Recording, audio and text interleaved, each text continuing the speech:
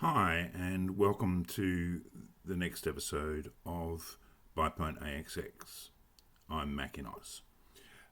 Today we're doing something a bit different, and it seems only reasonable to revisit some of the analysis that we've done previously.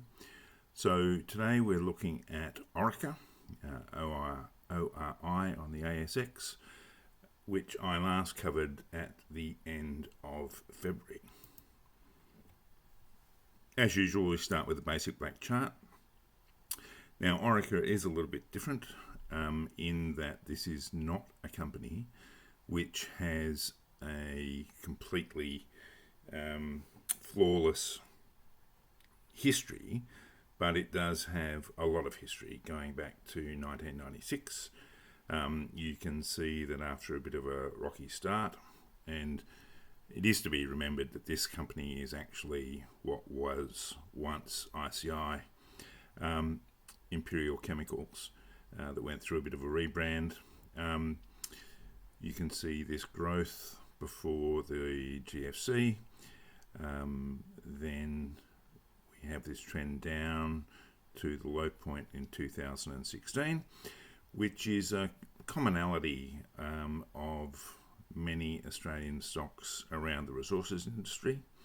The recovery was prompt but a little bit uncertain. Then we had another dip after COVID, and then back on the road to recovery. So here is the chart from the video I did back at the end of February, and you can see that 2024 was good for the stock, went through a period of consolidation. It was dropping off after the election of Trump, with the uncertainty obviously about what was going to happen in the global economy, and it was at this buy point at the end of February that I last recommended that viewers look at buying the stock. And here's the chart today. So here is that low point back at the end of February. You'll see the recovery did start immediately. It was then hit with the Donny the Drongo chaos. The stock quickly recovered, and since then has moved from $17. Well, the real low was right down here, around $15.50, right up to $22. So obviously, if you had chosen to start a position back here at around $16.50, you're now something like, 30% in front. Here is the close-up of the situation today, because what I'm talking about today is not only the phenomenal success of the stock since my last buy point recommendation, but the fact that the stock is again approaching a buy point. Now, one of the things about this particular setup is you'll see that the amplitude of the MACD is getting close to minus 0.2, which is similar to the situation back here in April when the chaos really hit.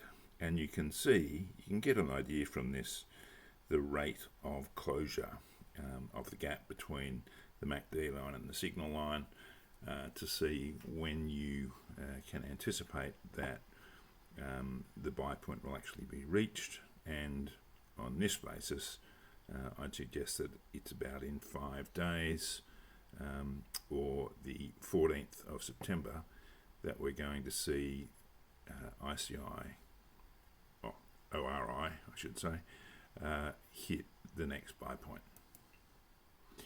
Now, for those of you who are interested in candlestick analysis, this is the candlestick chart from that buy point back in February, and this is the candlestick chart for the current situation.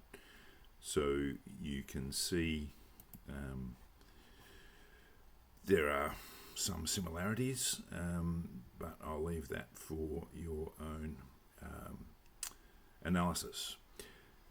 Just to round off the picture with the company, here are the basics of the company. You can see it's a $10 billion company. Unlike many companies on the ASX at the moment, it has a very sensible price to equity ratio of about 19. It pays a